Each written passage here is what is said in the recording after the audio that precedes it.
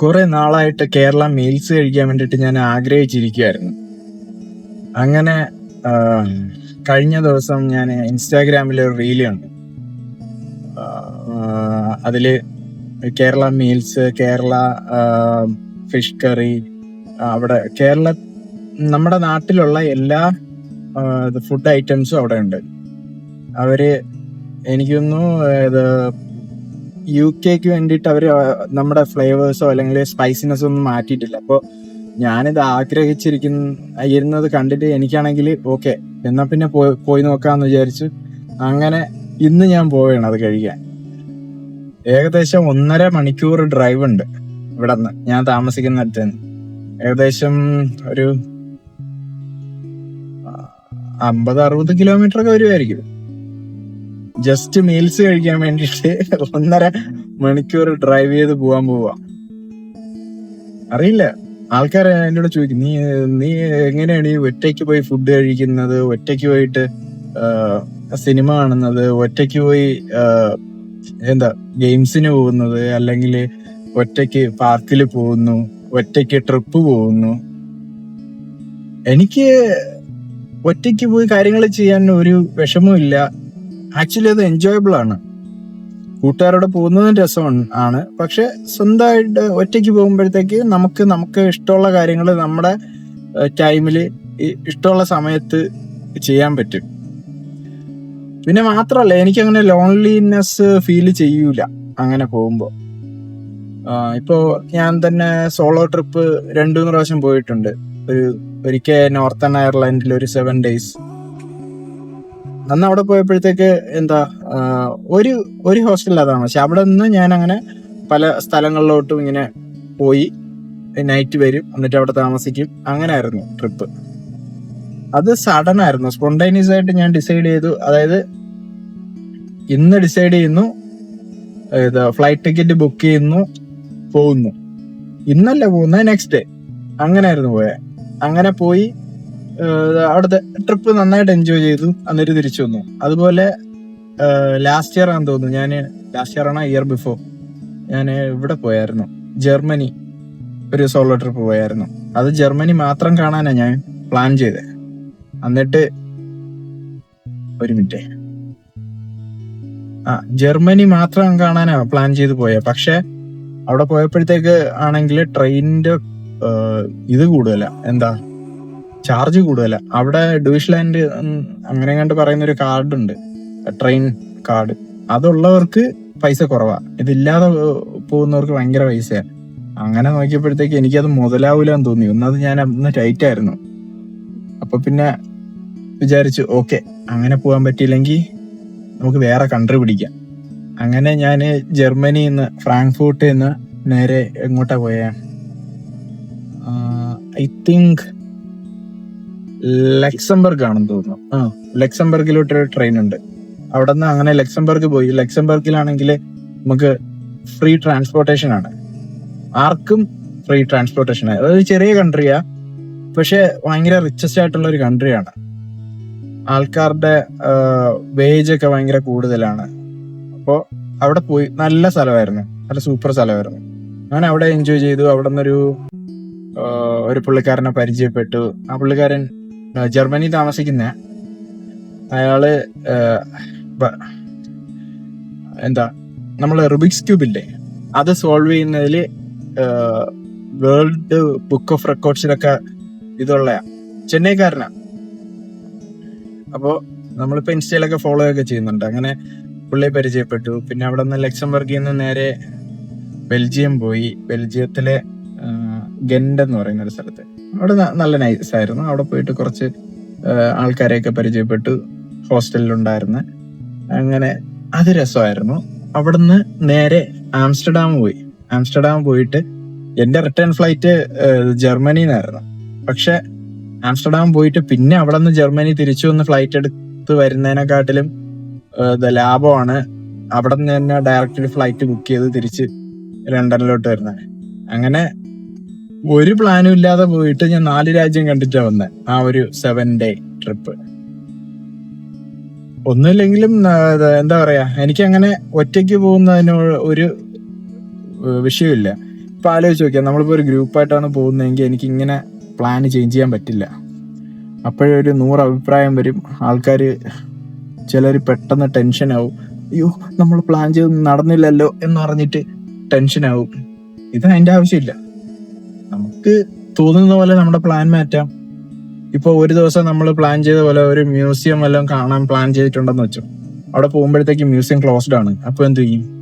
ചിലർ പാനിക് ആവും. എനിക്കത് പ്രശ്നമല്ല. ഞാൻ അവിടെ ഏതെങ്കിലും ഒരു കോഫി ഷോപ്പിൽ കയറി ഒരു ചായ കുടിച്ച് നൈസായിട്ട് അവിടെ ലോക്കൽ ആൾക്കാരൊക്കെ കണ്ട് സംസാരിച്ച് നൈസായിട്ട് അവിടുത്തെ ലോക്കൽ ഫുഡൊക്കെ കഴിച്ച് അങ്ങനെ എന്റെ ഡേ അങ്ങ് സ്പെൻഡ് ചെയ്യും. എനിക്ക് ആ പ്ലാന് ചേഞ്ച് ആവുന്നതുകൊണ്ട് ഒരു കുഴപ്പമില്ല. സത്യം പറഞ്ഞാൽ സോളോ പ്ലാന്, ഒരു സോളോ ട്രാവൽ, അങ്ങനത്തെ കാര്യങ്ങളൊക്കെ ബെനിഫിറ്റ് ആവുന്നത് അവിടെയാണ്. എന്താ പറയാ, അങ്ങനെ. അപ്പൊ ഇന്ന് ഞാൻ അങ്ങനെ കേരള മീൽസ് കഴിക്കാൻ പോവുകയാണ്. ഇപ്പൊ ജിമ്മിൽ നിന്ന് ഡയറക്റ്റ് വീട്ടിലോട്ട് പോവുകയാണ്. എന്നിട്ട് വീട്ടിൽ പോയി ജസ്റ്റ് കുളിച്ചൊരുങ്ങി അടുത്ത് ഡയറക്റ്റ് ഡ്രൈവിംഗ് ടു ചായ്ക്കട ക്രോയിഡൺ. ഞാൻ താമസിക്കുന്നിടത്ത് നിന്ന് 1.5 മണിക്കൂർ ട്രാവൽ ഉണ്ട്. പക്ഷെ കുഴപ്പമില്ല. I think it's gonna be worth it. Food എങ്ങനെ ഉണ്ടാവുമെന്ന് അറിയില്ല, നോക്കാം. ഫോട്ടോയിലും വീഡിയോയിലൊക്കെ ലുക്സ് ഡെലീഷ്യസ്. പക്ഷെ നമ്മൾ ടേസ്റ്റ് ചെയ്തിട്ടില്ലല്ലോ, അതുകൊണ്ട് അറിയാൻ വയ്യ. നോക്കട്ടെ. പോയി നോക്കുമ്പോ എന്താ പറയാ, ടേസ്റ്റി ആണെങ്കിൽ ഞാൻ 2-3 ഫോട്ടോസ് ഒക്കെ ആഡ് ചെയ്യാൻ നോക്കാം. എന്തായാലും കൊള്ളായിരിക്കും എന്ന് പ്രതീക്ഷിക്കുന്നു. നല്ല ഫോട്ടോസ് ഒക്കെയാണ് കണ്ടത്. പിന്നെ കുറെ ആയി കേരള മീൽസ് കഴിച്ചിട്ട്. അപ്പൊ നോക്കട്ടെ. അങ്ങനെ ഞാൻ വീടെത്തി. ഇനി പോയി ഒരുങ്ങണം. കുളിക്കണം, ഒരുങ്ങണം, എന്നിട്ട് തിരിച്ചിറങ്ങണം. അതാണ് plan. Okay, see you later, bye. ഇപ്പോ പോയി ഫുഡ് കഴിച്ചിട്ട് തിരിച്ചു വരെയാണ്. എൻ്റെ അമ്മ, എനിക്ക് കഴിച്ചിട്ടാണെങ്കിൽ വയറൊക്കെ നിറഞ്ഞ് ലാസ്റ്റ് നമുക്ക് ഈ പറയത്തില്ലേ തൊണ്ടയുടെ മേളിൽ വന്നിരിക്കുന്നതെന്ന്, അതുപോലെ ആയി. കുറച്ചേരം എനിക്ക് ഡ്രൈവ് ചെയ്യാൻ പോലും പറ്റിയില്ല.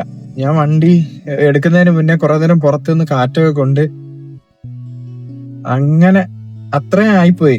ആകെ ഞാൻ മേടിച്ചേ ഒരു പഴംപൊരി മേടിച്ചു. പഴംപൊരി ബീഫ് അത് മേടിച്ചായിരുന്നു സ്റ്റാർട്ടറായിട്ട്.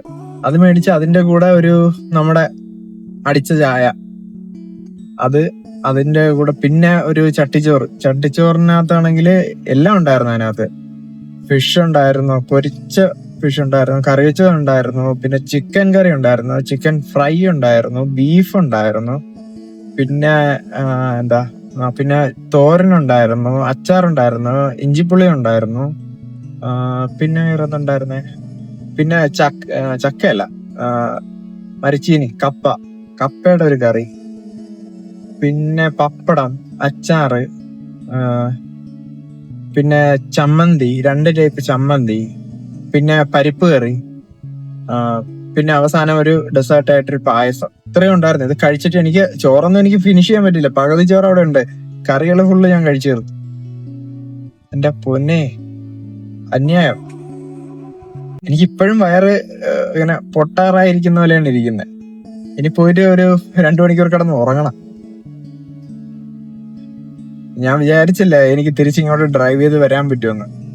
നമുക്ക് ലിറ്ററലി കഴിച്ചിട്ട് ഇങ്ങനെ തൊണ്ടയിൽ കയറിയിട്ട് ഛർദ്ദിക്കാൻ വരത്തില്ല, അതുപോലെ ആയിപ്പോയി. ഫുഡ് കൊള്ളൂലെന്നല്ല, ഫുഡൊക്കെ കൊള്ളാം. പക്ഷെ എനിക്കൊന്നും എന്റെ വയറ് ചെറുതായെന്ന് തോന്നുന്നു. എനിക്ക് ഒരു ചട്ടിച്ചോറ് ഫിനിഷ് ചെയ്യാൻ പറ്റുന്നില്ല. പക്ഷെ ടേസ്റ്റ് ഒക്കെ സൂപ്പർ ആയിരുന്നു. നല്ല, അതിന്റെ കൂടെ ലാസ്റ്റ് ലൈം ജ്യൂസ് കൂടെ കുടിച്ചപ്പോഴത്തേക്ക് പെർഫെക്റ്റ് ആയി. എന്തായാലും ഡ്രൈവ് കുഴപ്പമില്ലായിരുന്നു. കുറച്ച് ട്രാഫിക് ഒക്കെ ഉണ്ടായിരുന്നെങ്കിലും സീനൊന്നുമില്ല.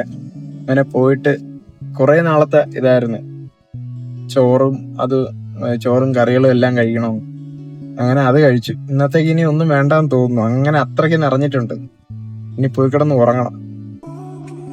എന്തായാലും നല്ല ഡ്രൈവ് ആയിരുന്നു, നല്ല ഫുഡായിരുന്നു, സർവീസ് കൊള്ളായിരുന്നു. ലണ്ടനിലെ ക്രോയിഡനിലുള്ള ചായക്കട എന്നാണ് ആ കടയുടെ പേര്. നല്ല ഫുഡ്. നമ്മുടെ നാട്ടിലുള്ള എല്ലാ സാധനവും അവിടെ ഉണ്ടെന്ന് തോന്നുന്നു, എല്ലാ സാധനവും. ഞാൻ പിന്നെ മീൽസ് കഴിക്കാനാണ് പോയതുകൊണ്ടാണ് ഈ ചട്ടിച്ചോറ് ഓർഡർ ചെയ്തത്. ഈ മീൽസിന്റെ കൂടെ എന്തെങ്കിലും ചിക്കൻ റോസ്റ്റോ ബീഫ് റോസ്റ്റോ എന്തെങ്കിലും മേടിക്കണമെന്നാണ് വിചാരിച്ചത്. അപ്പൊ ചട്ടിച്ചോറിനകത്ത് ഇതെല്ലാം ഉണ്ട്. അപ്പോൾ പിന്നെ സെപ്പറേറ്റ് മേടിക്കണ്ടല്ലോ എന്ന് വിചാരിച്ചിട്ടാണ് ഞാൻ പിന്നെ അത് മേടിച്ചത്. എന്തായാലും വർത്തായിരുന്നു. ആ ചായയൊക്കെ നാട്ടിൽ അടിച്ചു കിട്ടുന്ന ചായ, അതേ ടേസ്റ്റ്, മറ്റേ കുറച്ച് കടുപ്പമൊക്കെ ആയിട്ട് അങ്ങനെ നല്ല സൂപ്പർ സാധനം. എന്തായാലും വീട്ടിൽ തിരിച്ചെത്തി. ഇനി കിടന്ന് കുറച്ചു നേരം ഉറങ്ങണം, എന്നിട്ട് വീഡിയോ എഡിറ്റ് ചെയ്യാം. ഓ വയ്യ, മടുത്ത്. പൈസയും കുഴപ്പമില്ല, പൈസയൊക്കെ നമുക്ക് അഫോർഡബിൾ ആണ്. പക്ഷെ ഇവിടുന്ന് ഡ്രൈവാണ് കുറച്ച് പറ്റാത്ത. നല്ല ഡ്രൈവ് ഉണ്ട്, ഏകദേശം 1.5 മണിക്കൂറുണ്ട്. ഞാൻ നേരത്തെ പറഞ്ഞ എത്ര 36 മൈലാന്നങ്ങാണ്ടാണ് വിചാരിച്ചത്. സത്യത്തിൽ അത് 56 57 മൈലുണ്ട്. ബേസിക്കലി അത് ഏകദേശം ഒരു 80-85 കിലോമീറ്റർ വരുമെന്ന് തോന്നുന്നു. 85 കിലോമീറ്റർ അങ്ങോട്ടും ഇങ്ങോട്ടും കൂടെ ആയപ്പോഴത്തേക്ക് ഏകദേശം 170 കിലോമീറ്റർ അങ്ങോട്ടുണ്ട്. അവിടുത്തെ ഫുഡിനെക്കാളും എനിക്ക് എൻ്റെ പെട്രോൾ ആയെന്ന് തോന്നുന്നുണ്ട്. ഇനി പെട്രോൾ നാളെ അടിക്കാൻ പോകണം. ഞാൻ നാളെ ജിമ്മിൽ പോകുമ്പോഴത്തേക്ക് അതുവഴി ജിമ്മിലും പോയിട്ട് പെട്രോൾ അടിച്ചിട്ട് വരാം, അതാണ് പ്ലാൻ. എന്തായാലും ഫുഡ് കൊള്ളാം, ഇന്നത്തെ ഡേ കുഴപ്പമില്ല, പീസ്ഫുൾ ആയിരുന്നു. കഴിച്ചത് അല്പം കൂടിപ്പോയി, അത്രേ ഉള്ളൂ. ഇനി പോയി കിടന്ന് ഉറങ്ങണം. അപ്പോൾ പിന്നീട് കാണാം, ബൈ. പിന്നെ ഞാൻ ഫോട്ടോസ് അതിനകത്ത് ആഡ് ചെയ്യാൻ ശ്രമിക്കാം. ഞാൻ എടുത്ത ഫോട്ടോസ് അത്ര ക്ലിയർ ഒന്നും ആയില്ല. എനിക്കിങ്ങനെ പബ്ലിക്കിൽ ഫുഡിൻ്റെ ഫോട്ടോ എടുക്കുന്നത് എനിക്ക് ഇഷ്ടമുള്ള കാര്യമല്ല. അപ്പോൾ അതുകൊണ്ട് തന്നെ പെട്ടെന്ന് ആൾക്കാർ ശ്രദ്ധിക്കാതെ പെട്ടെന്ന് ഞാൻ എടുക്കുമായിരുന്നു. നോക്കട്ടെ, ഞാൻ അതുകൂടെ നല്ല ഫോട്ടോസ് ആണെങ്കിൽ ഞാൻ അതിനകത്ത് വീഡിയോയ്ക്കകത്ത് ഇൻക്ലൂഡ് ചെയ്യാം. അപ്പോൾ thank you, have a nice day, stay healthy, live longer, by.